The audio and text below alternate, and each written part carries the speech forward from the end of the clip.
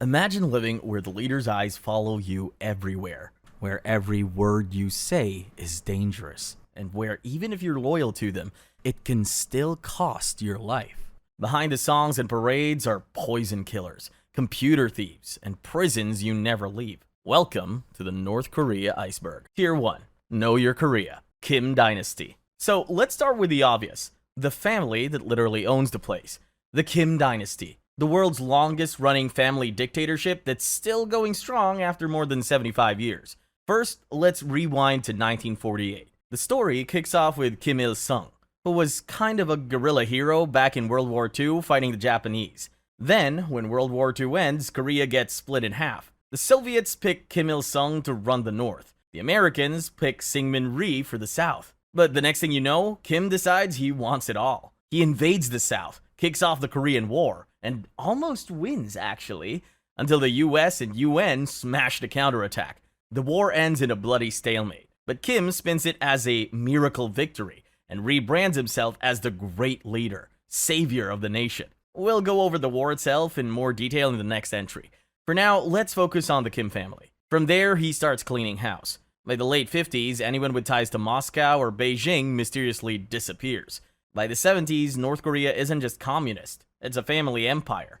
Government jobs go to blood relatives, and Kim's son, Kim Jong-il, is pre-sold to the public as the natural heir because of his revolutionary blood. Like being born Kim automatically makes you a hero. Of course, Kim Jong-il doesn't just inherit a title. He spends years working his way up, outmaneuvering rivals, especially his own uncle, Kim Yong-ju. By 1980, he's the second most powerful guy in the country, and the party faithful got the message. Loyalty to the Kims is loyalty to the country. When Kim Il-sung died in 1994, Kim Jong-il just stepped in smoothly, and the machine kept running. He becomes dear leader. Even after a devastating famine in the 1990s, the family's grip gets tighter. Kim Jong-il's answer was Song-un policy, which in a nutshell, the army gets the best food and loyalty rewards, and nobody questions who's in charge, which we'll talk about more in Tier 4. Kim Jong-il eventually grooms his own youngest son, Kim Jong-un, for the role, and by 2011, we're 3 generations deep. The Kims are now North Korea's only legitimate rulers. In 2013, Kim Jong-un had his own uncle executed. 4 years later, his half-brother was killed in a crowded airport with a nerve agent. This is a family that does its firing in both senses of the word. How do they stay in power? Ruthlessness, brainwashing, and constant paranoia. Schools, media, even the language itself exists to make the Kims the center of the universe, the only thing standing between North Korea and foreign destruction. By the way, the story about Kim Jong-un's uncle and brother is interesting, to say the least. I made a dedicated entry for them in Tier 3, so hold on. Now that you know who's in charge of North Korea, let's rewind and figure out how the Korean peninsula got torn in two to begin with. Korean War. If you want to understand why Korea is still split, you have to start with the Korean War, the war that never actually ended. When Japan loses World War II, and Korea, after decades of brutal occupation, finally gets liberated. But freedom comes with a catch. The Soviets roll in from the north, the Americans from the south, and someone draws a line at the 38th parallel to keep things civil. But that temporary line becomes uncivilized fast. By 1948, you've got 2 rival states. Kim Il-sung runs the communist north. Syngman Rhee rules the anti-communist south. Each one says they're the real Korea. Then, June 25, 1950. The north, with Stalin's blessing and a few borrowed Soviet tanks, launches a massive invasion across the 38th parallel. They catch the south off guard, take Seoul in 3 days, and nearly push the South Korean army and a ragtag UN force into the sea at Busan. Kim Il-sung thought victory was close, that communists in the south would join him, and that the Americans might not bother showing up. Except the US does show up, hard. UN forces, led by the US, joined the fight. In September, the US landed troops behind enemy lines near Seoul. It works. North Korean forces are thrown into chaos, and Seoul is recaptured. And suddenly, the North is on the back where they started. UN troops blast their way past the 38th parallel, capture Pyongyang, and start dreaming about reunifying all of Korea under the South. And then, suddenly, China jumps in. Mao Zedong, pushed by Stalin, unleashes hundreds of thousands of volunteers to fight the war. UN lines got shattered. Seoul changes hands again. General Douglas MacArthur even pushed for using nukes, but President Truman fires him and keeps the world from turning into a Fallout world. After that, stalemate. From 1951 to 1953, both sides dug in around the 38th parallel. Trenches, bunkers, and bloodbaths over every scrap of hill. Bloody Ridge, Heartbreak Ridge, Pork Chop Hill. Peace talks started but dragged on for 2 long, miserable years. POWs were the key here, but some North Korean and Chinese prisoners flat out refused to go home, and it turns into a diplomatic circus. Finally, after Stalin died in March 1953, the communists got tired of the bloodshed. On July 27, 1953, they signed an armistice. Not a peace treaty, just a let's stop shooting for now agreement. And that's how the DMZ was born. Both North and South end up almost exactly where they started. There's no peace treaty, just a really tense ceasefire. The casualties were brutal. 3 million dead, most of them Korean civilians. In the North, 12 to 15% of the population died, and their cities vanished. South Korea was battered and nearly lost, but US aid and security guarantees set the country up for a dramatic comeback. In North Korea, Kim Il-sung purged his rivals, blamed them for anything that went wrong, and built a myth of victory and survival that the regime still clings to. To this day, July 27 is celebrated in the North as Victory in the Fatherland Liberation War. But the reality is that it was a draw at best. Every North Korean learns a warped version of how they defeated the US. For the South, the Korean War still haunts them, and every time the DMZ flares up or peace talks stall, it's a reminder that a nuke could be launched any time to their head. Demilitarized Zone, or DMZ. After talking about the Korean War, you now know the DMZ. You've seen the photos, endless fences, guards staring each other down, the infamous blue huts at Panmunjom where North Korean, South Korean, and UN soldiers stand close enough to smell each other's breath. But here's the twist. All that paranoia has a good side effect. Nobody builds here. Nobody lives here. So after decades, this scariest place on Earth accidentally turned into a paradise for rare animals. The DMZ is now one of the weirdest wildlife reserves you'll ever hear about. It's a paradise for Eurasian otters, Amur leopards, golden eagle, and many other animals. People have even suggested turning it into a World Heritage Site, a peace park, if peace ever shows up. Still, the main soundtrack here isn't nature. It's boots, tank engines, and sometimes gunfire. There are about 1 million soldiers on each side, plus tanks, artillery, and, since North Korea went nuclear, even more stuff they're not supposed to have.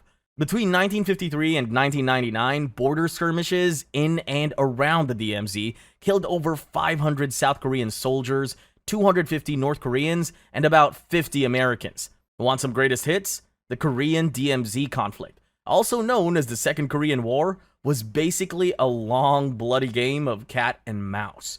In 1968, 31 North Korean commandos slipped through the DMZ to assassinate South Korea's president. They got almost all the way to his house before being stopped, botching the mission thanks to a mix of bad luck and worse planning. We'll get to that in Tier 6. South Korea, by the way, did plenty of cross-border raids too. Just don't expect to find them in the official history books.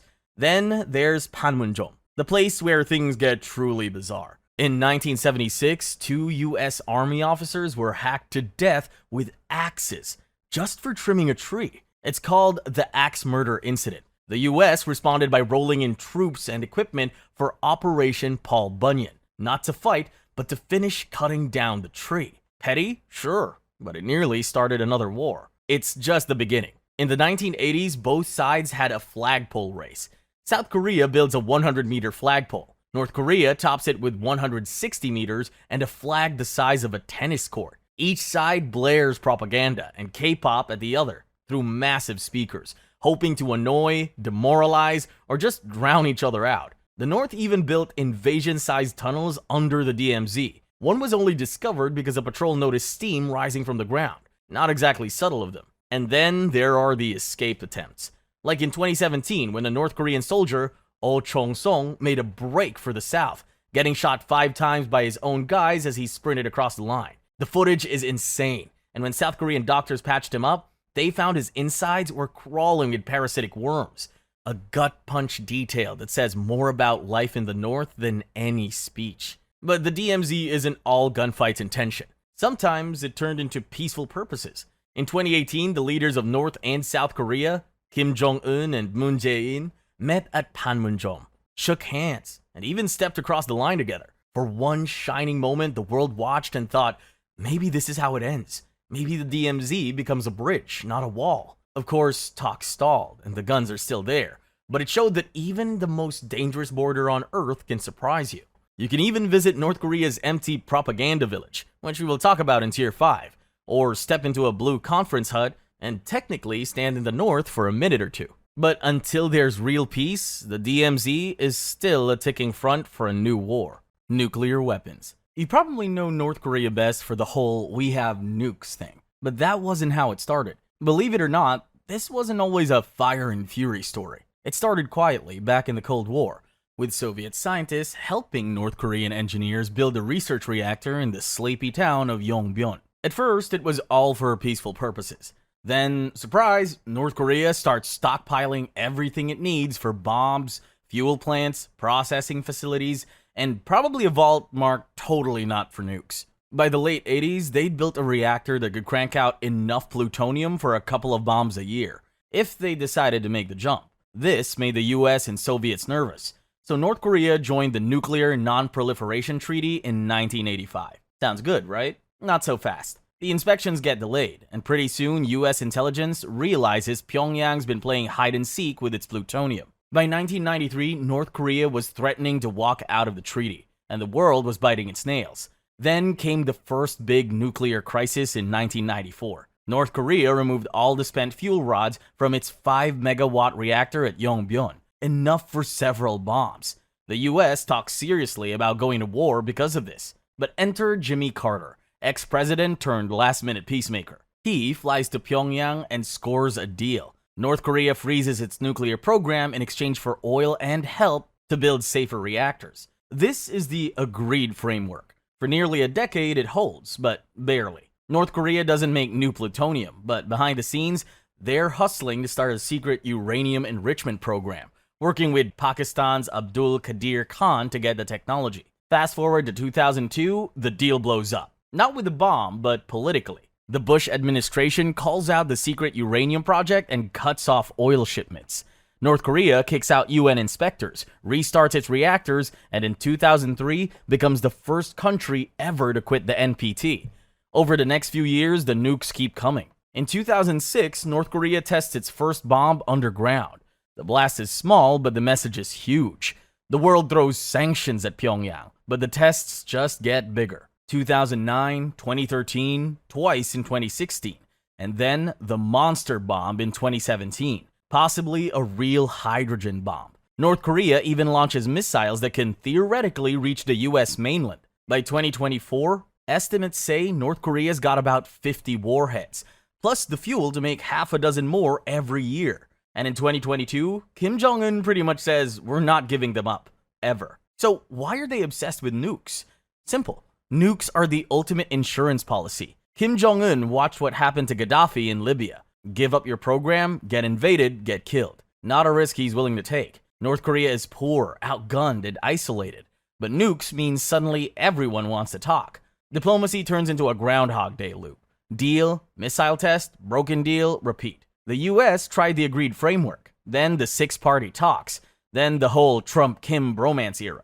Sanctions, threats, handshakes, summits, they all bought time but never actually stopped the bomb program. Even China and Russia joined in on the sanctions, but nobody wants the regime to collapse, so North Korea always finds way around the pressure. Kim Yo-jong, Kim Jong-un's sister. Let's talk about the most mysterious power player in North Korea, Kim Yo-jong, Kim Jong-un's little sister. She's the regime's secret weapon, the one plotting behind the curtain, taking notes and quietly running the game. She was born in the late 80s to Kim Jong-il and his favorite consort. Kim Yo-jong has that Paek-2 bloodline, which in North Korea makes you noble and heroic. As a kid, she vanished into Switzerland under a fake name, sharing dorm rooms and breakfast cereal with her brother Kim Jong-un. This foreign education gave her an unusual bond with him. For years, Kim Yo-jong was just a rumor, a blurry figure in the official photos.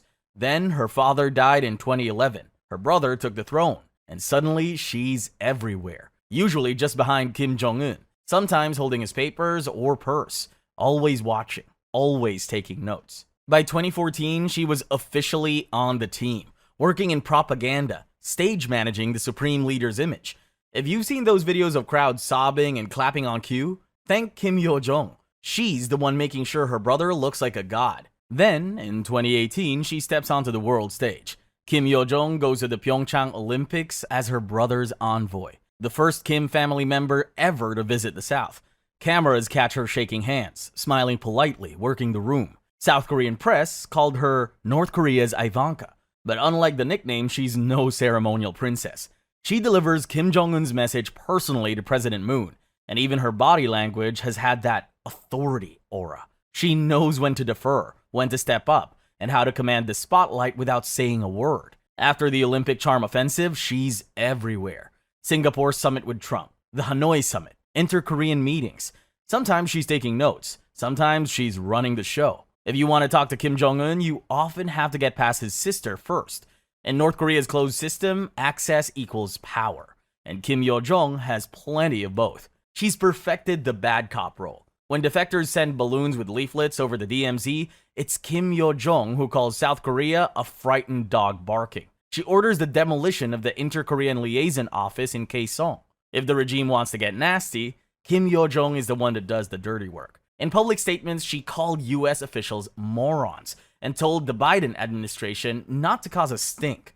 Her personal tone is rare in North Korea's rigid, faceless bureaucracy, and it signals just how much authority she's been given. Internally, Kim Yo-jong is basically the regime's second in command, even if there's no official number 2 badge. South Korean intel says she controls who gets access to him and keeps the party and army on a short leash. She's even seen cleaning Kim's chair and wiping his pen before he signs documents in Singapore. A sister, yes, but also his chief of staff, security czar, and PR manager all at once. In a system built for men, she's made herself indispensable. Analysts even say Kim Yo-jong would be the go-to interim ruler if something happened to Kim Jong-un. Well, she deserved her title, Iron Princess, and the most dangerous woman in the world. Tier 2. Lifestyle and Propaganda. Day of the Sun and Day of the Shining Star. Imagine you wake up in Pyongyang, and the entire country is dressed like it's hosting the Olympics, the Oscars, and a royal coronation all at once. There are flowers everywhere, parades rehearsed down to the millisecond, and enough patriotic music to shake the pavement. That's the Day of the Sun and the Day of the Shining Star, the two biggest, loudest dates in North Korea's calendar. April 15 marks Kim Il-sung's birthday, and February 16th celebrates his son, Kim Jong-il. Why do they matter so much? Because in North Korea, these aren't just birthdays. They're mandatory, nationwide performances meant to hammer in one idea. The Kim family isn't just running the country.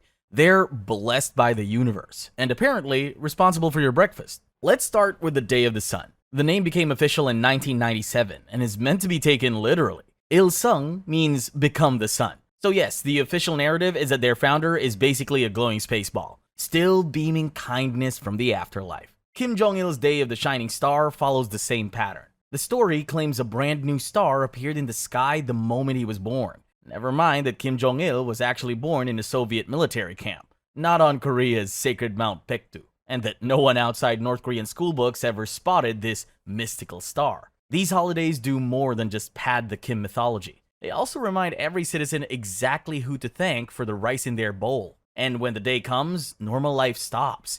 People line up at midnight to lay flowers in front of giant bronze statues of both leaders. But the real show starts when the sun's up. Sometimes it's a giant military parade in Kim Il-sung Square, complete with fresh missile hardware rolled right past the cameras.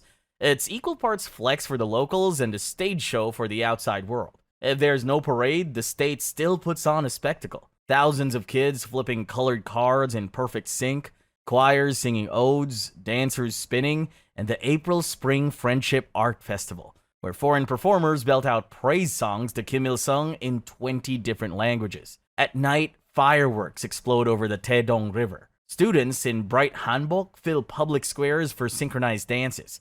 On TV, the narrator insists this is proof that life under the Kims is full of joy, or at least that everyone's gotten really good at pretending. Then there's the material payoff. These holidays are one of the few times the regime hands out extra rations.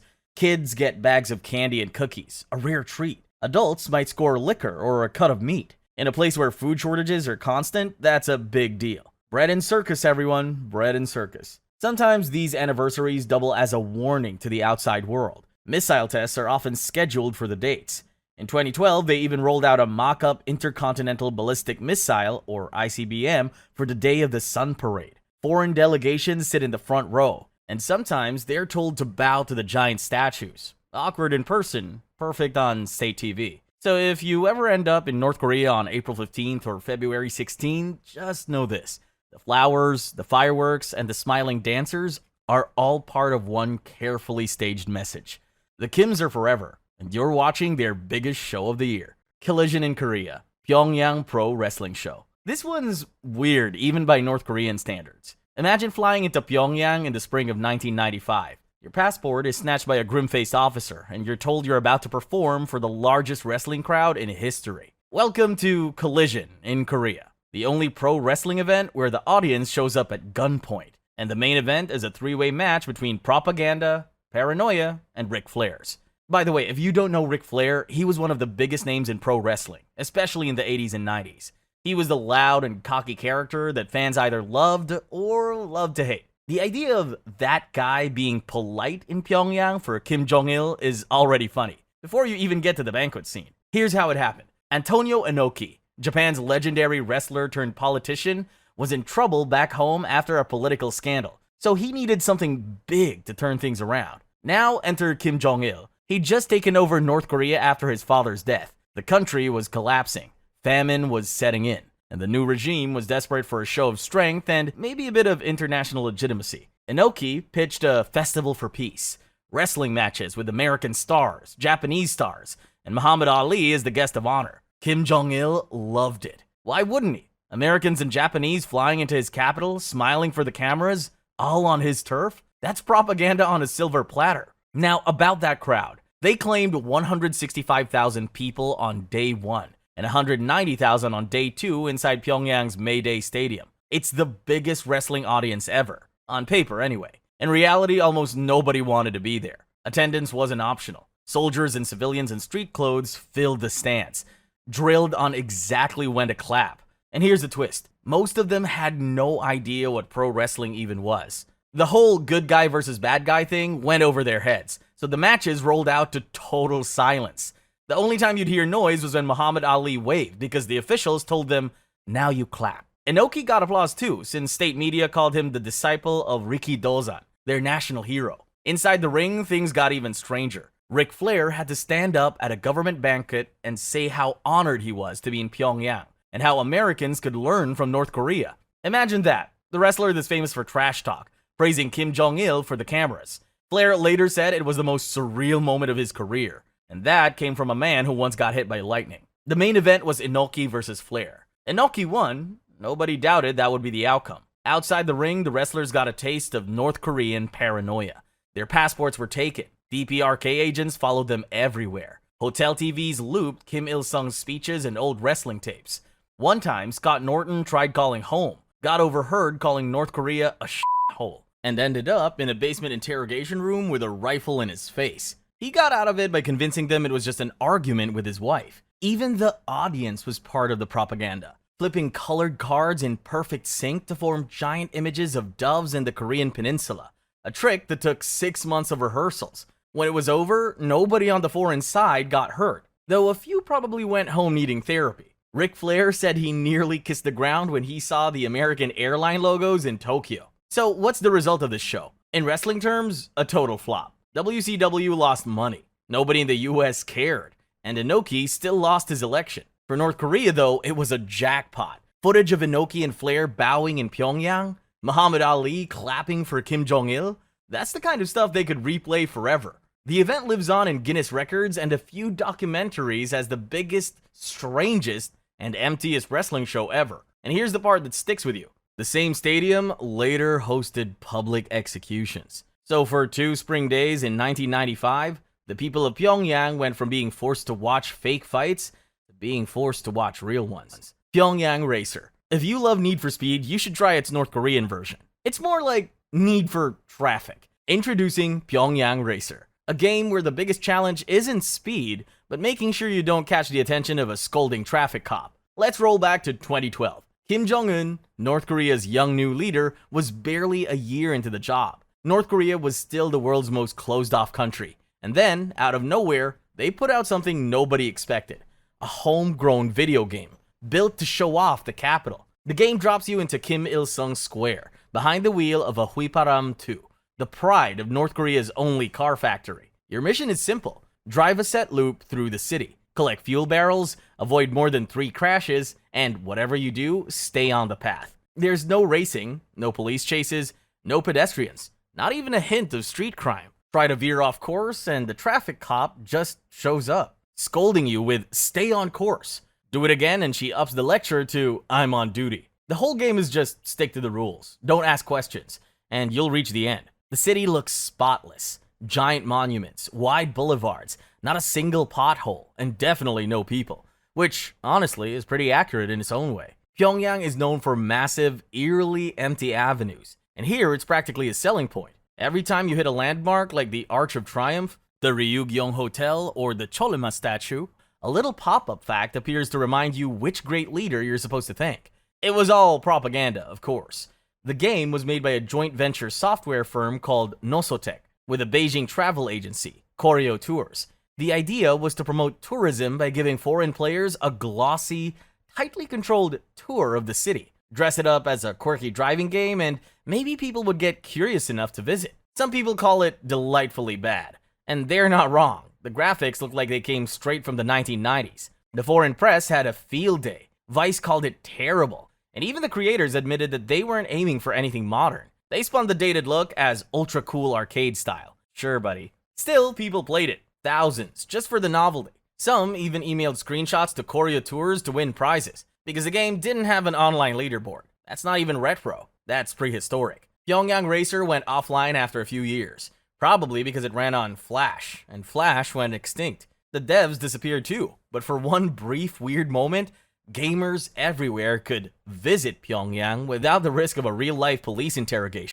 Golden Star Bank. What if I told you one of North Korea's most important money pipelines wasn't in Pyongyang, but in the middle of Vienna's historic banking district? That was Golden Star Bank. On paper, just another foreign-owned bank in a city full of embassies and finance guys. In reality, it was North Korea's quiet little financial escape hatch that moved the regime's money around the world. Austria's neutrality and loose oversight made it the perfect hiding spot. In 1982, Golden Star opened in Vienna as a branch of Daesung Bank. If you know your North Korea, Daesung is the shadowy bureau that manages the Kim family's arms sales, drug money, and other off-the-books cash. Over time, each layer of shady got darker. In the 80s and 90s, it was mostly arms deals and hard currency transfers. By the 2000s, Austrian intelligence was hearing whispers about money laundering, shopping for nuclear parts, and circulating super notes. Counterfeit $100 bills so flawless, they slipped into circulation and kept leading back to Golden Star. Things hit a peak in 2003. Austria's banking regulator opened a probe, and the Interior Ministry publicly accused Golden Star of espionage, laundering money, and helping Pyongyang's nuclear shopping list. The investigators never caught a single undeniable piece of proof, likely because the North Korean staff shredded documents the second trouble was on the horizon, and kept everything sensitive off the books entirely. By 2004, the Americans were leaning hard on Vienna, warning that if Golden Star kept operating, Austrian banks could lose access to US markets. That was enough pressure to kill it. Golden Star's owners handed in their license and walked away. The office was cleared out, the accounts were frozen, and about 15 million euros was all that remained. The real money had been moved long before. Even after the bank vanished, its fingerprints were still in Pyongyang's pockets, literally. When US dollars became too risky after the counterfeiting scandal, Golden Star had helped stockpile euros instead. If someone in Pyongyang handed you a euro coin, there was a good chance it came from Austria. At diplomatic talks years later, North Korean negotiators still waved old Golden Star account numbers, demanding frozen funds back. At one point, they even billed the Americans for $2 million. Of course, Washington's answer was a flat no. Golden Star proved something North Korea has mastered: the art of hiding in plain sight. One small bank in one quiet European city quietly moved weapons, money, dirty cash, and propaganda funding for decades. And most people walking past its front door never had a clue. Tier 3. Victims. Otto Warmbier. This one starts like a dare. Otto Warmbier, a smart, adventurous 21-year-old from Ohio, decides he's going to North Korea for New Year's celebration. Why? Because who else in his college circle can say they celebrated 2016 under fireworks in North Korea? For a few days, he's just a tourist, taking goofy group photos and thinking he scored the ultimate travel story. Then, right before his flight home, North Korean police grab him at the airport. Weeks later, he reappears on state TV, standing at a microphone, sobbing through a scripted confession. He claims he tried to steal a propaganda banner because a secret society and the church back in Ohio promised him money and a used car. The problem was, the groups he named didn't even operate the way he described, and both publicly denied knowing him. North Korea didn't care if it made sense. They just wanted an American villain for the cameras. Otto's trial lasted about an hour with no lawyer and no appeal. A judge handed down 15 years of hard labor, and that was the last anyone saw of him for more than a year. For 15 months, Otto was cut off from the outside world. No family contact, no visits from US officials. Then, in June 2017, with US and North Korea tensions spiking, Pyongyang suddenly told Washington he was in a coma and had been for over a year. American diplomats flew in, found him alive but unresponsive, and rushed him home. By the time his family saw him, Otto couldn't speak, move, or even blink on purpose. His brain was beyond repair. He died 6 days later, surrounded by family. Their official explanation was he got botulism, took a sleeping pill, and never woke up.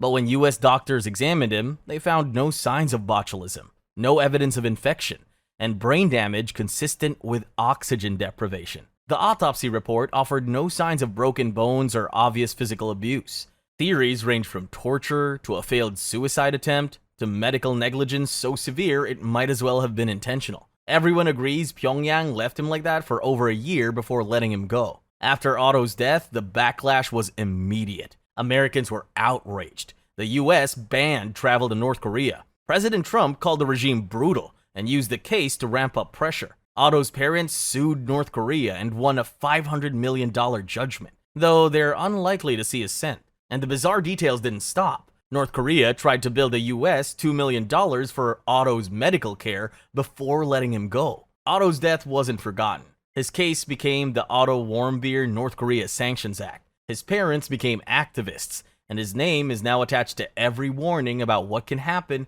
if you make a wrong move in Pyongyang.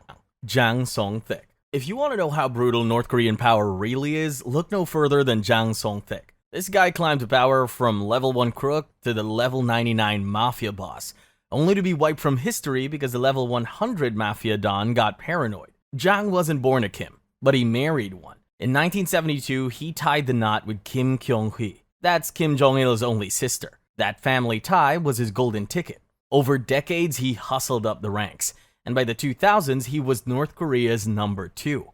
Kim Jong-il trusted him with the money, the army, and smoothing over awkward moments with China. When Kim had a stroke, Jang essentially ran the country from the shadows. After Kim Jong-il died in 2011, Jang's job was simple. Make sure the barely out-of-college Kim Jong-un was ready for the throne. For a while, the new leader's dear uncle was glued to his side at every parade and every deal. Beijing treated him like a head of state, because everyone figured Jang was the brains behind the throne. But if there's one thing Pyongyang hates more than enemies, it's an advisor who's just a little too powerful. Jang played the game, but he played it too well. The party called him China's man in Pyongyang for his business ties, reform talk, and cozy meetings with Beijing. He even survived 2 previous political purges, but Kim Jong-un's regime had no room for rivals. As Jang's influence got bigger, naturally there was suspicion brewing. Suddenly, Jang's power looked more like a threat than a blessing. Then came the spectacle. In December 2013, at a Politburo meeting, security forces marched into the hall, right on camera, and dragged Jang out in front of his stunned peers. Within days, state TV is calling him every insult in the book. Traitor for all ages, worse than a dog, human scum. The regime accuses him of plotting a coup, womanizing, taking bribes, even clapping without enough enthusiasm. They blamed him for failed currency reforms, construction disasters, luxury spending, and even putting a monument in the wrong spot. Laughable charges, serious outcome. Jang is convicted of treason and is executed immediately. The official version says firing squad, but the rumors are far more interesting. Anti-aircraft guns, death by dogs, pick your poison. What's certain is Pyongyang wanted everyone to know. Nobody, not even Kim Jong-un's own uncle, is untouchable. Within days, Jang is erased from history. His old photos pixelated. His name was scrubbed from books and websites. In Pyongyang, party members read papers out loud denouncing him. This was no petty family drama. It was a public warning to every big name in the country. Stay in your lane or you'll disappear. His purge decapitated rival networks and sent his allies running for cover, or straight to prison. Beijing freaked out. Jang was their guy in the regime, and now he's gone. Chinese officials kept calm in public, but scrambled behind the scenes, suddenly unsure who to trust in Pyongyang. For Kim Jong-un, the gamble paid off. It locked in his grip on the country, proved he could rule through fear, and showed that family ties mean nothing when power is on the line. But he also burned bridges. The regime lost its only real reformer, the guy who understood how to keep China sweet, and maybe, just maybe, steer North Korea out of total economic isolation. In Pyongyang, there are two rules. Loyalty is never enough, and like the first law of power, never outshine the master. Kim Jong-nam. Now, you might be thinking, so the only ones safe are the core Kim family, right? Nope, not even close. Even Kim Jong-il's own son wasn't safe. This is the story of Kim Jong-nam. He was Kim Jong-il's firstborn son, the golden child groomed from day one to inherit the throne. On paper, he was the future of the Hermit Kingdom. In reality, he was headed for one of the most spectacular downfalls in North Korean history. He had the top jobs, access to tech, even a bit of swagger. But in 2001, everything was destroyed. Jong-nam gets caught in Japan, holding a fake Dominican passport under the ridiculous name Fat Bear, trying to sneak his family into Tokyo Disneyland. That one stunt made his father look weak and made the regime look like amateurs. He got deported quietly, but the unspoken message was clear. You're finished. So he vanished. By 2003, he's out of Pyongyang, living large in Macau, gambling, eating well, throwing back wine, and showing off his Las Vegas and Asia lifestyle online. If you spotted him, you'd think he was just another rich guy blowing cash at the casino. But the truth was uglier. Being a Kim in exile didn't mean safety. It meant every day was a countdown. Jong-nam knew it too. After Kim Jong-il died and his half-brother Kim Jong-un took over, Jong-nam's fear went into overdrive. He wrote letters begging for his life, told friends he thought he was marked for death, and survived at least one real assassination attempt. When his only protector in Pyongyang, his uncle Jang Song-thaek, was executed, that safety net was gone. Therefore, he started bouncing between Macau, Beijing, and Southeast Asia, always glancing over his shoulder, sometimes even talking about fleeing to Europe just to get out of missile range. But he didn't run far enough. On February 13, 2017, at the Kuala Lumpur airport, two women walked up and smeared his face with VX nerve agent. VX is one of the deadliest chemicals on the planet. A drop smaller than a pinhead can shut down your nervous system, paralyze your muscles, and kill you in minutes. It's banned under international law, but here it was, smeared across Jong-nam's face in a crowded terminal. He staggered to a help desk, tried to get help, collapsed, and died on the way to the hospital. The women said they thought it was a prank show. They were duped, then charged with murder, and only released years later. By then, the world had already connected the dots. South Korean and US intelligence said this was Kim Jong-un's order. No one else had both the motive and the sheer audacity to unleash a weapon of mass destruction in an airport just to take out one man. So why kill him? That's where it gets messy. There's a dozen theories, all juicy. Maybe Jong-nam was talking to the CIA. He reportedly met with US handlers, was seen in hotels with stacks of cash, and had a suspicious backpack full of money when he died. Maybe China liked keeping him around as a backup plan if Pyongyang's leadership went sideways. Or maybe it was simpler than that. Jong-nam had a habit of talking too much. He told journalists he hated the dynastic rule, called his brother's government a joke, and predicted North Korea would collapse. In the Kim family, that's basically asking for an execution notice. After the hit, things got even darker. Jong-nam's son vanished into hiding, whisked away by a shadowy group, probably with US help. North Korea denied everything, and wouldn't even admit who died. If the regime wants you gone, they'll find you, airport crowd or not. But even with all that, North Korea wasn't content with just hunting down their own people overseas. Nope, they even tried to assassinate a foreign president. We'll talk about that when we hit Tier 6. Lim Ji-hyun. Here's the premise. Lim Ji-hyun was a North Korean defector who escaped to South Korea, became a TV personality, then suddenly vanished and turned up in North Korea again, but this time as a propaganda tool. At about 23, Lim risked everything to escape. She crossed the river into China, slipped through the underground route defectors use, and made it to South Korea in early 2014. Far from the stereotype of a traumatized defector, she was bright, bubbly, and quick to adjust, soon appearing on TV shows for defectors under the name Lim Ji-hyun. She even launched a YouTube channel, shared stories about daily life in North Korea, and got a bunch of fans. She made people laugh, but she also made them think. People saw her as living proof that a North Korean could make it and actually be happy. But in April 2017, Lim just disappeared. No new posts, no calls, no TV shows. Her friends started to worry. The police checked her apartment. Everything was still there, including nearly $20,000 in her bank account. It looked like she'd left for a quick trip and never came back. Turns out she'd gone to China, probably to sort out something with money transfers for her family back in the north, a move that's actually common among defectors. And then, 3 months later, Lim Ji-hyun showed up in a North Korean propaganda video. She was back in the north, wearing a traditional dress with her hair cut short, looking totally different, nervous, pale, and acting nothing like her old self. She called herself by her old northern name and said she'd returned home because life in South Korea was hell. She went on to say she'd been tricked by promises of freedom, ended up working in bars, and wanted forgiveness for betraying her motherland. The North Korean scriptwriters were not subtle. Lim sobbed on camera, called herself human trash, and praised Kim Jong-un.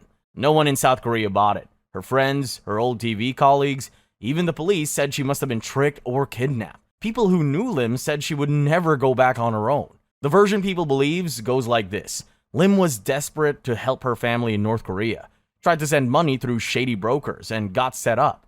Someone convinced her to come to China to fix the lost cash. There, North Korean agents snatched her and dragged her back across the border. If you're wondering, yes, this is something North Korea actually does. Their agents operate in China and watch for defectors trying to send money home. If they catch you, you're toast. North Korea loved the PR win. Lim was young, pretty, and famous in the South. Getting her to make a confession video on state TV was a gold mine. It was meant to scare other defectors. See? Even if you escape, you'll hate it and come crawling back. It also helped the regime call South Korean TV shows liars and even intimidate other defectors from speaking out. She vanished from public view after a few more forced videos. Nobody knows what happened to her after 2018. Maybe sent to a remote city. Maybe worse. Lim's bright smile on South Korean TV and her broken face in North Korean videos are a gut-punch contrast. One woman, two totally different worlds, and a story that still doesn't have a happy ending. Kenji Fujimoto. Imagine this. You're a sushi chef from Japan, and one day you get hired to make dinner for a mysterious client. Turns out that client is Kim Jong-il, and before you know it, for the next 13 years, you're making sushi, watching power plays up close, and seeing things no outsider was ever supposed to see in the palace. It started in 1988. Kim Jong-il had developed a taste for high-end Japanese food, so Fujimoto got the call. At first, he was just the sushi guy, but because Kim liked him, Fujimoto got pulled deeper into the inner circle, part chef, part entertainer, and sometimes even a pair of eyes and ears for the boss. Kim's appetite wasn't just for food. He'd send Fujimoto on shopping sprees overseas for caviar, sea urchin, fine whiskey, whatever struck him in the moment. Fujimoto says he saw it all. Wild parties with generals and dancers, disco lights, rivers of French champagne, and pleasure squads. Yes, exactly what it sounds like. Kim's lifestyle swung between extremes. One night he'd have dancers performing on command. The next he'd be in his private theater, doting on his little poodles and binge-watching movies from his personal library. He also got rare glimpses of Kim Jong-il as a dad. Fujimoto ate family dinners with Kim's children, a young Kim Jong-un, nicknamed Prince, and his favorite daughter, Yo-jong. The seating chart said everything. Jong-un sat at his father's right. Yo-jong sat at his left. The other son, Jong-chol, was further down the table. Even back then, you could see who the future leader would be. And if you're wondering why the eldest son, Kim Jong-nam, wasn't there, by then he'd already fallen out of favor after the Tokyo Disneyland incident and was living abroad, far from Kim's inner circle. Fujimoto even overheard stories about secret family vacations, Tokyo Disneyland, European theme parks, and all that while regular North Koreans couldn't leave their city without permission. By the early 2000s, Fujimoto realized how dangerous his position was. Being that close to the Kim family was like holding a winning lottery ticket that could explode at any moment. If they decided he knew too much, he'd be gone. So in 2001, he made his move. He asked for permission to shop for luxury food in Japan, and once he got there, he never came back. He left behind a North Korean wife and daughter, hoping one day he'd see them again. Back in Japan, Fujimoto told everything. He wrote a memoir, gave interviews, and confirmed things the outside world only guessed about.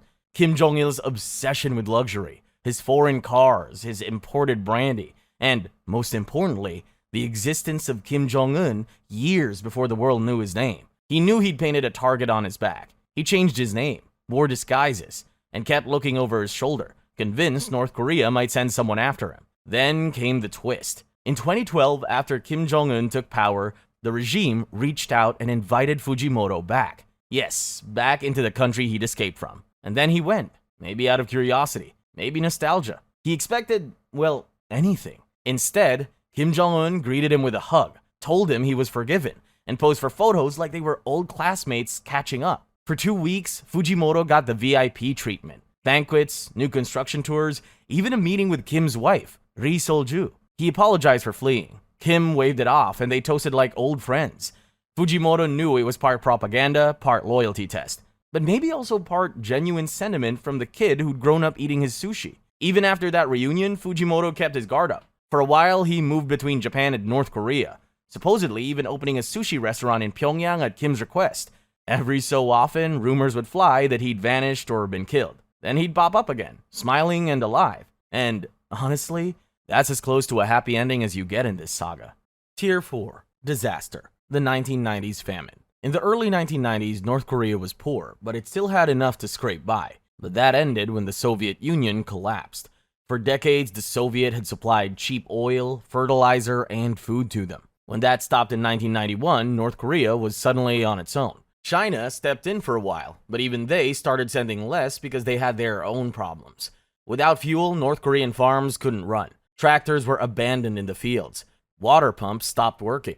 Fertilizer was gone, so crops barely grew. Each harvest was smaller than the last, and the leaders in Pyongyang kept saying everything was fine, but everyone knew it wasn't. Then nature stepped in and made a bad situation worse. In 1995 and 1996, massive floods destroyed crops, wiped out food stores, and buried fields in thick mud, wiping out most of the year's harvest. The very next year, a drought baked the ground dry. By 1997, the country was in full collapse. North Korea had a public food system where people got rations from the state, rice, corn, and a little oil. But by 1997, that system was dead. Only 6 out of every 100 people were getting rations. And even then, the official amount was 128 grams a day. That's less than half a bowl of rice. Nowhere near enough to live on. People got desperate. They started eating grass, wild roots, tree bark, and anything else they could find. One survivor remembered eating a wild grass that made his face swell, but kept eating it anyway because there was nothing else. Many families mixed tree bark and sawdust into their cornmeal to make it last longer, even though it sometimes made them dangerously sick. Children picked unripe corn right off the stalks. Orphans roamed the streets looking for scraps. Even people with jobs and homes couldn't find enough to eat. The government knew people were starving. They told everyone to forage for wild foods, calling roots and grass healthy. But most of these plants made people sick or gave them diarrhea. Hospitals filled with children weak from hunger or poisoned by bad food. Nobody knows the exact toll. Estimates range from 600,000 to as high as 3 million. About 1 in every 20 people. All the while, Kim Jong-il kept living in comfort. He still threw parties, brought in luxury food from outside the country, and surrounded himself with excess while the rest of the nation starved. During the famine, he rolled out a new rule called Jong-un, which means military first. It meant that any food the country had went to the army before anyone else, but even soldiers were going hungry. Some had to grow their own food, and entire military units were sent to farm just to survive. If someone dared to complain, they paid the price. In 1997, the Minister of Agriculture was executed in public, accused of sabotaging the food system. When it was finally over, North Korea was a different country. Families were broken, children were gone, and people were afraid to trust anyone. Even now, survivors remember the years they had to eat grass, bark, and leaves just to stay alive. It remains one of the darkest, most scarring chapters in North Korea's history. The Ryongchon Disaster. It's April 22, 2004. In Ryongchon, a sleepy border town near China, life's moving at its usual slow pace. Then, just after lunch, two freight trains slam into each other at the station. One's loaded with ammonium nitrate. That's the same chemical used for fertilizer, but also for making massive explosions. And the other's hauling fuel oil. You can guess what happens next. The whole place goes up in a fireball so big it shakes windows miles away. People in the Chinese city across the river said it felt like a bomb hit them. In seconds, Ryongchon turns into a disaster zone. The station's gone and replaced by a crater. Buildings vanished. Houses collapsed. Glass litters the streets. Some survivor later said it looked like a war. At first, people are saying thousands are dead. But once rescue crews get in and the Red Cross counts, the real toll was at least 54 dead. More than 1,200 injured, and a lot of them are kids. North Korea usually buries bad news, but this one was impossible to hide. The blast was too loud, too close to China. Word got out fast, and Chinese hospitals were already treating injured North Koreans before Pyongyang even admitted it happened. Then something almost surprising happened. North Korea asked for help, and the world answered. The Red Cross came in, the UN came in. Even South Korea and the US sent aid. Relief teams set up tents for 8,000 people who lost their homes and worked non-stop to treat the wounded. In North Korea, that only happens when things are beyond bad. The official explanation is simple. Workers were moving those freight cars around when one touched a live electrical wire.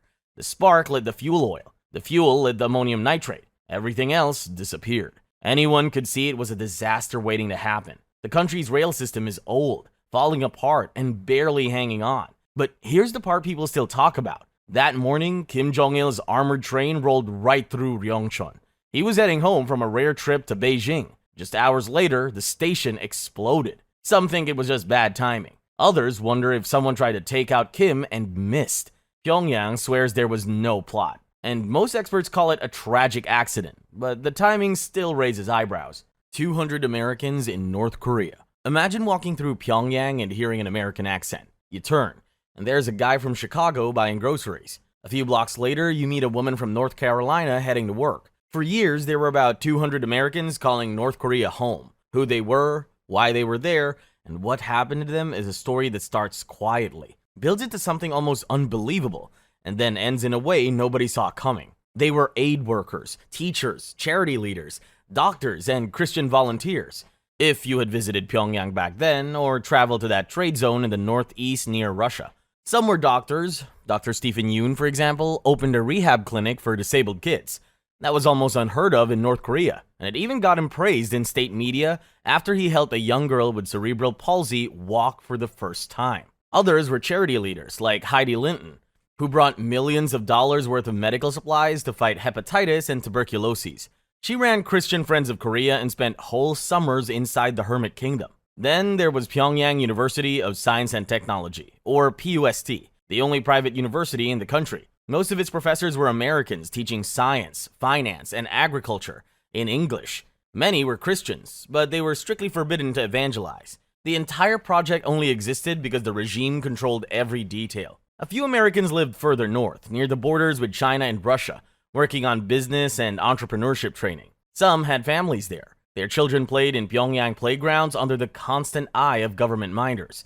It might sound like a fascinating life, but the reality was different. You could not walk around freely. Government colleagues followed you everywhere. You lived in assigned housing. There was no real internet and almost no contact with the outside world. If you stepped over a political or religious line, you were either put on a plane out of the country or locked up. And being locked up in North Korea means your life is over. That risk was not theoretical. In 2017, 2 American teachers at PUST were arrested for what the regime called hostile acts.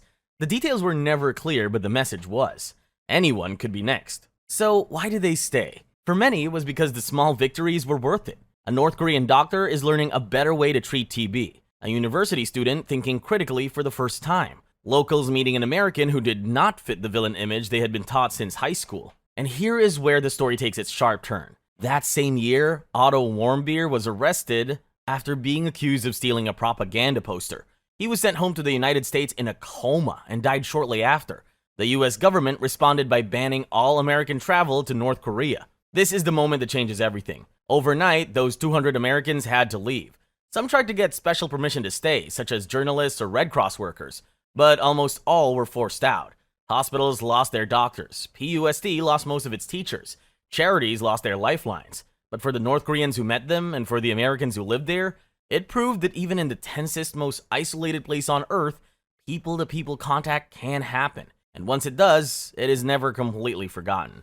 Tier 5. Conspiracy Rumors. Assassination attempts on Kim Jong-un. In Kim Jong-un's mind, every move, every speech, every purge is wrapped in one idea. Someone, somewhere, wants him gone. North Korea loves to talk about alleged plots to kill the supreme leader.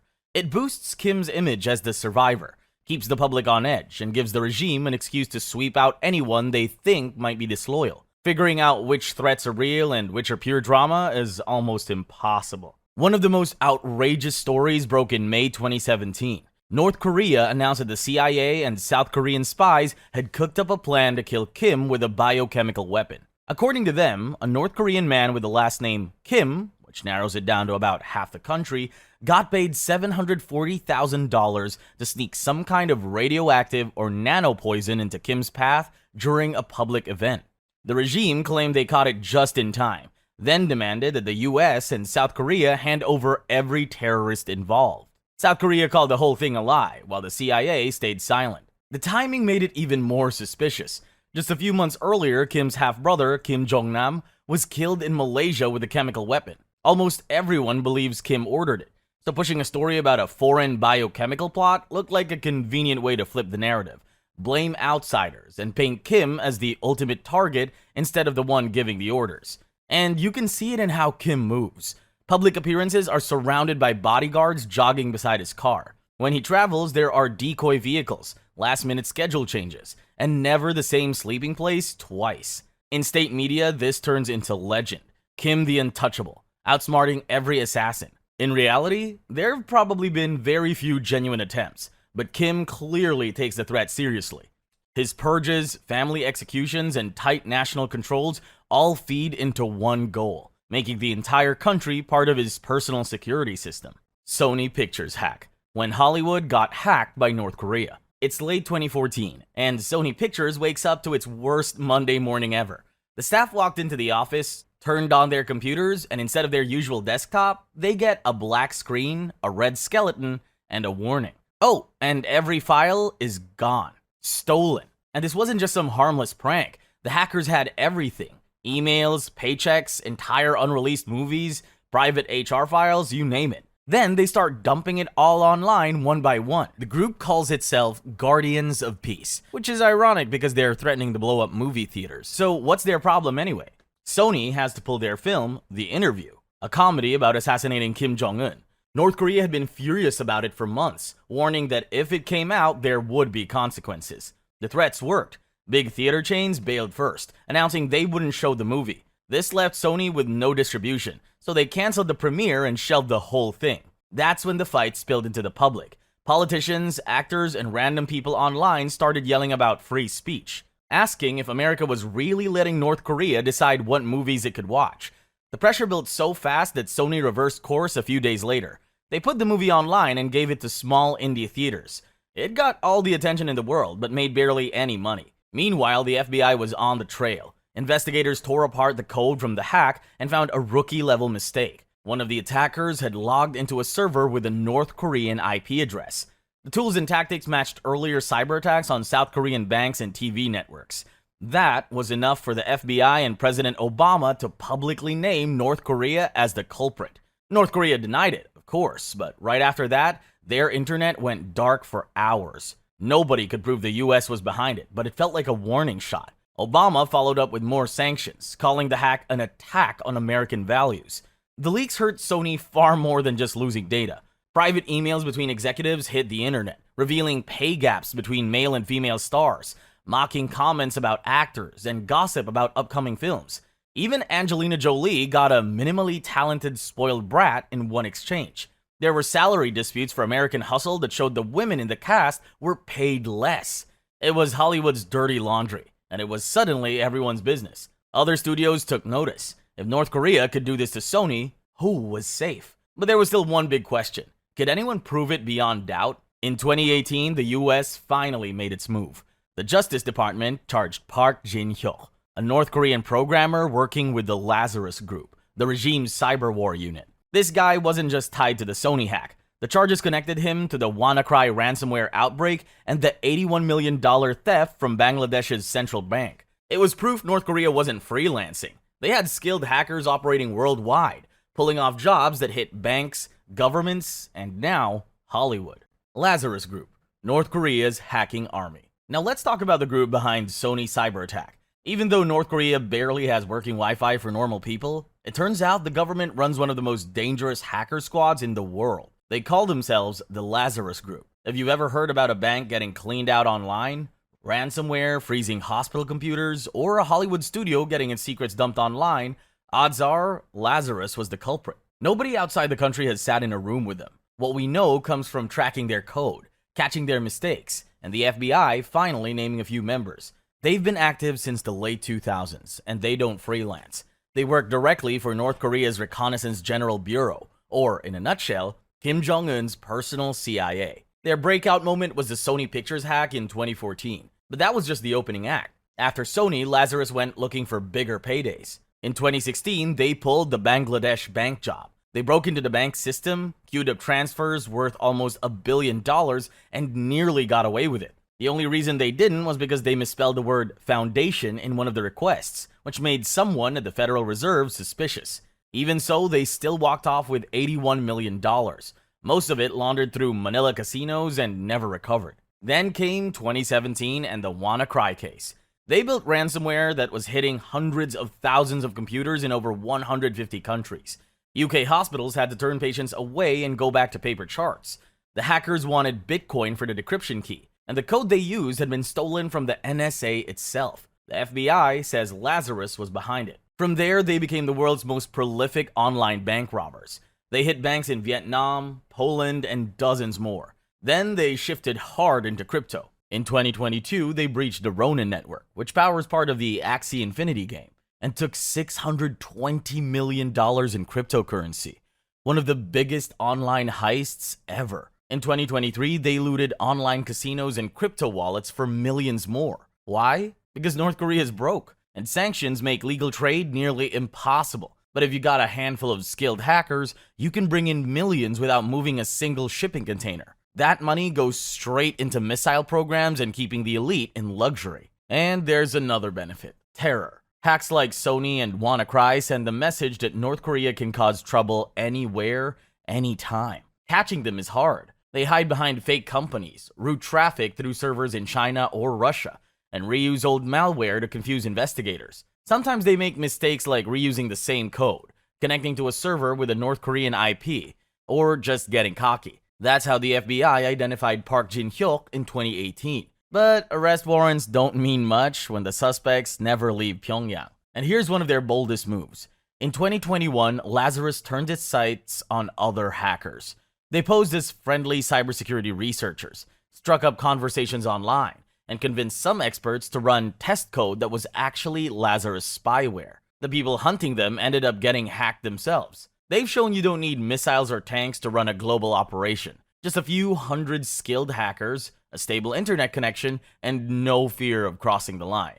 Empress Chung. In 2005, an animation film called Empress Chung hit theaters at the exact same time in Seoul and Pyongyang. Yep, North and South Korea released the same animated movie on the same day. For two countries that usually pretend the other doesn't exist, that's not normal. So what's Empress Chung? It's an animated retelling of a classic Korean folktale, Simchong, the story of a girl who sacrifices everything for her blind father. She jumps into the sea, gets saved by the Dragon King, and eventually comes back to the living world as an empress. It's one of those stories that everyone in Korea knows, whether you're from the north or south. So it was the perfect pick for something that's all about unity. But here's when it gets really interesting. The guy behind the movie is Nelson Shin. He's a South Korean animation legend who actually grew up in North Korea, then fled during the war. Later, he worked on Star Wars and created his own animation studio in Seoul, Akom, the same studio that's worked on The Simpsons. By the late 90s, Shin wanted to do something really Korean. He decided to make a movie himself. Problem was, making animation is expensive. Like your entire life savings expensive. So he came up with a crazy idea: work with North Korea. Not a lot of people know this, but North Korea has a whole industry of animators. They've done contract work for Europe, Asia, and American productions like the Lion King TV spin-offs, The Simpsons movie, and Pocahontas. They rarely get credited. Labor costs are far lower in the North, so Shin figured, let the South handle storyboard and editing, while the North focused on frame-by-frame animation. So he brought in SEK Studio, North Korea's big animation house, to help. He poured more than $6 million and 7 years of his life into this project. Shin made 18 trips to Pyongyang during production, sometimes flying in with cans of Seoul tap water as weird peace offerings for the northern crew. All in all, about 500 animators worked on Empress Chung, and most were North Koreans. The Seoul team handled the creative blueprints. The North Koreans did the heavy lifting. Then the finished film came back south to be polished up. You'd think there'd be all sorts of drama, but by most accounts, everyone got along. Communication was slow, no phone or internet between the studios, but apparently there was real professional respect, and even friendship. The movie's packed with little touches, like animal characters based on Shin's actual pets, and the animation is loaded with historical detail. Now, this happened during the Sunshine Policy years, when South Korea was big on engaging with the North, hoping some gentle cooperation would thaw things out. That window didn't last long. In the mid-2000s, after critics accused the North of pocketing aid without reforming, and especially after North Korea's first nuclear test in 2006 reignited tensions. In 2005, though, the movie actually premiered in both Koreas, right on the 60th anniversary of liberation from Japanese colonial rule. That's basically Independence Day over there. In the South, it ran in about 50 theaters. In the North, in 6 theaters. For North Koreans, seeing a foreign movie, even one this gentle, was totally new. So how did it do? Critics loved the animation, rich colors, hand-drawn beauty, the works. The story's wholesome, the music's good, and people who saw it say it's got real heart. But at the box office, it was pretty much a flop. In South Korea, it didn't even come close to making its budget back, and it was quickly forgotten. Blame it on bad timing, bigger movies, or just the fact that people were over the North-South handshake movement by then. Even stranger, you can't find this film easily. There's no official DVD, and only festival cuts or low-res versions float around online. So Empress Chung is a legit lost movie. Still, the movie matters. It didn't fix the Korean divide, and it didn't kick off a wave of North-South film magic. Even Kim Jong-il, the North Korean leader, supposedly took pride in it. But it did prove you can get 500 people on both sides to make something beautiful together, and that's rare. Kijong-dong. If you stand at the Demilitarized Zone, there's this village on the north side called Kijong-dong. The North Koreans call it Peace Village. Looks nice, right? Painted buildings, huge flags, neat roads. At first glance, you might think, maybe North Korea is not that bad. But all of it's designed as propaganda. It's just for show. Built in the 1950s, right after the Korean War, the village supposedly has families, a school, and a hospital. But through a telescope from the south, you can see the truth. No glass in the windows, no furniture, no residents. Some buildings don't even have floors. At night, lights switch on and off like clockwork, all on timers. The only real activity comes from maintenance crews sweeping dust to keep the illusion alive. Now, here's the wildest part. In the 1980s, a literal flag war kicked off. South Korea raised a massive flagpole in its border village, so North Korea answered with a 525-foot tower in Kijong-dong, taller than the Statue of Liberty, flying a 600-pound flag. Strong winds shred it so often, they've had to replace it multiple times, all just to one-up the South. For years, propaganda wasn't just visual. Loudspeakers on the rooftops blasted music, speeches, and operas for up to 20 hours a day. One minute, they'd urge South Korean soldiers to come join your brothers. The next, they'd be railing against the US. The South fired back with rock, pop, and news broadcasts. Standing at the DMZ, you'd hear both sides competing for ear space. Basically an all-day shouting match through giant speakers. Super annoying, honestly. These days, the loudspeakers are off, at least most of the time. But Kijong-dong still stands empty, immaculate, and meant to impress. Up close, it's nothing. From a distance, it's a perfect stage set. Proof of how far the North will go to maintain appearances. Tier 6. War Crimes. Blue House Raid, South Korea President Assassination. On January 21, 1968, Cold War at full tilt. Vietnam's burning, US troops are in South Korea, and the peninsula's basically a loaded gun between two superpowers. That's when 31 North Korean commandos crossed the Demilitarized Zone, aiming to kill South Korea's president, Park Chung-hee, in his own home, the Blue House in Seoul. Elite special forces trained for months, even rehearsing inside a full-size fake Blue House back in the north. They crossed snowy mountains, wore stolen South Korean uniforms, and made it all the way into the city. But on the way, they ran into woodcutters. After a quick communist lecture, they let them go, and within hours, Seoul was on high alert. By that night, these guys were within 100 meters of the president's house, just 1 block away. A police chief named Choi Gyu-sik spotted something weird, stopped them, and a firefight broke out right there on the street. The chief was killed, and the North Korean team scattered. Some hid in hills, some blended into the city. For the next week, it was chaos. South Korean and US soldiers hunted the raiders down. Most were killed in shootouts or took their own lives rather than get caught. In the end, 29 out of 31 were dead. One, Kim Shin-jo, got captured alive. Only one made it all the way back to North Korea. The raid was bloody. 26 South Koreans died and 66 more were hurt, including a bunch of civilians and 4 American soldiers. President Park came out unharmed, but the country was still shaken. People in Seoul were shocked. A hit squad from the north had almost reached their president's doorstep. Why go for something this extreme? The hope was that it might trigger protests or even an uprising that could tilt things towards reunification on northern terms. Historians and defectors say there was more to it too.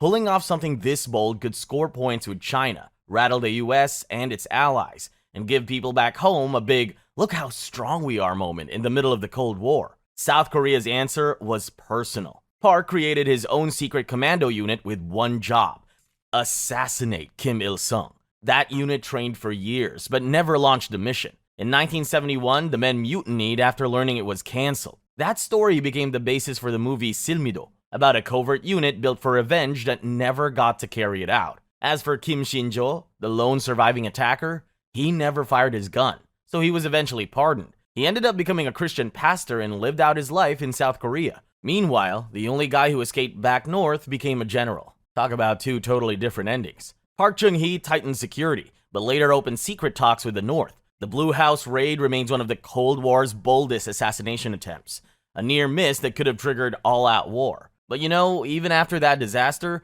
North Korea still didn't learn their lesson. They kept trying to assassinate the South Korean president, but this time it got even worse, because they did it in another country that's neutral. This one's called Rangoon bombing. South Korea President Assassination Season 2. Just 15 years after the Blue House raid, North Korea tried it again. Another president, another hit squad. This time, the target was Chun Do-hwan, and the stage wasn't Seoul, it was halfway across the world in Myanmar. It's October 9, 1983. Chun is in Rangoon for a state visit, planning to lay a wreath at the Martyrs' Mausoleum. What no one in his motorcade knew was that the North Korean operatives had already been there for weeks.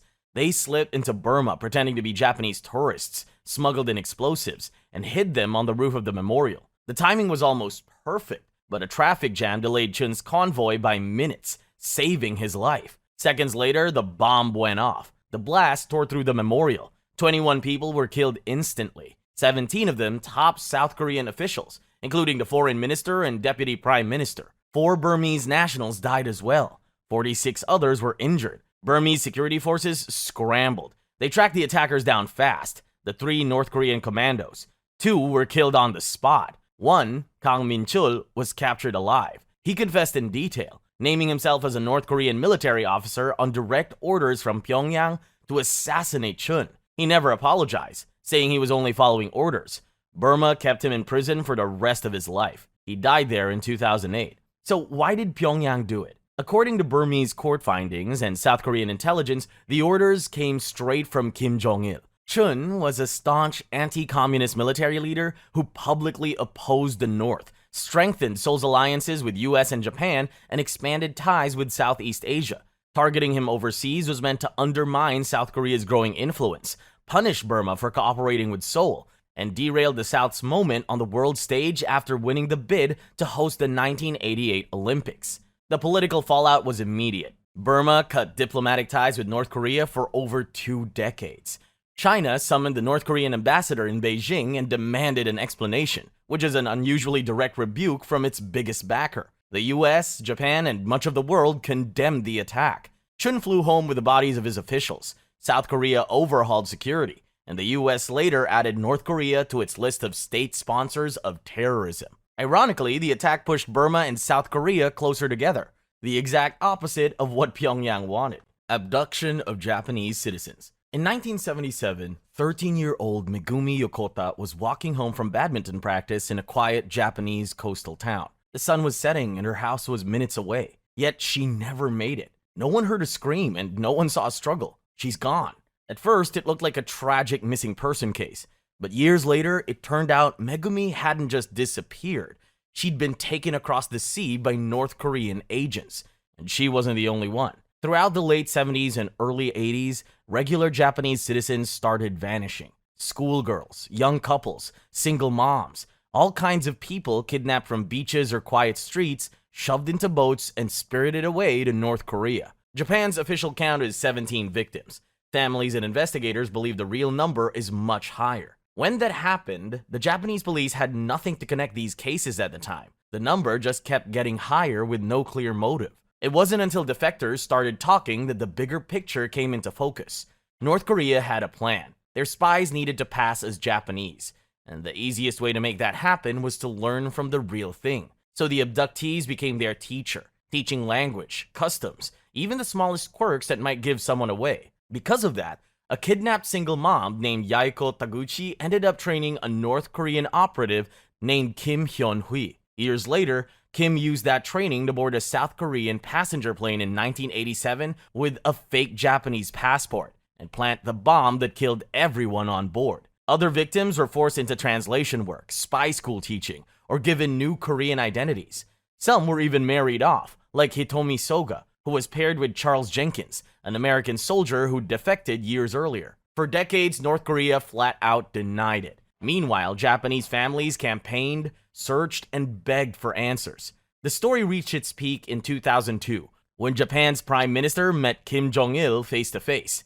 Out of nowhere, Kim admitted the kidnappings had happened and even apologized, something he almost never did. 5 survivors came home after 20-plus years trapped in North Korea. That should have been the ending, but it wasn't. North Korea claimed the rest were dead, handing over ashes and elaborate stories. Japan ran DNA tests. At least one set of remains didn't match the supposed victim. In Megumi Yokota's case, defectors swore they'd seen her alive years after her reported death. Even today, families don't know if their loved ones are alive. Japan refuses to normalize relations until every case is resolved. North Korea says the matter's closed. The 1969 KAL YS-11 Hijacking. It's December 11, 1969, a cold winter morning in South Korea. Passengers board Korean Airlines flight YS-11 for a short hop from Gangneung to Seoul. Just another routine flight. 47 passengers, 4 crew. But nobody realized there was a quiet North Korean agent sitting among them. 10 minutes after takeoff, he makes his move. Bursts into the cockpit, weapon in hand, and tells the pilots they're going north. They don't have time to argue because minutes later, a pair of North Korean fighter jets pull up, escorting the plane to make sure the message is clear. The passenger plane lands at Sondok Airfield. After that, armed soldiers swarm on board. Everyone's forced off at gunpoint. Witnesses remember the hijacker being shoved into a black car after his job was done. Then comes the cover story. North Korea says the pilots defected, but when the first hostages made it home, they said there was no defection, just a hijacking from start to finish. Back in Seoul, people are furious and protests broke out. Families demand answers. The government pushes for negotiations, but it drags on for 66 days. Finally, on Valentine's Day, 1970, 39 passengers were handed over at Panmunjom. They crossed the DMZ crying, shaking, relieved to be back. But 11 people never returned. The entire flight crew and 7 passengers. North Korea claims they wanted to stay, or they're being re-educated. Of course, no one believes that. Years later, some defectors talk about seeing 2 of the stewardesses in Pyongyang working at a propaganda radio station. The pilots were supposedly forced to train North Korean Air Force crews. Then, silence for decades. The only crack in the wall came in 2001 during a rare inter-Korean family reunion. One of the flight attendants, Song Kyung-hui, gets to see her mother. She says she's married now and living normally in Pyongyang. That's all she says. North Korea still denies the whole thing. Even in 2020, they called it a fabricated, despicable political plot and tried blaming the South. But the witnesses, the returnees, the UN, they all agree on what happened. And that's where it still stands, more than 50 years later. Those 11 names are still on the UN's missing persons list. Nobody outside North Korea knows if they're alive.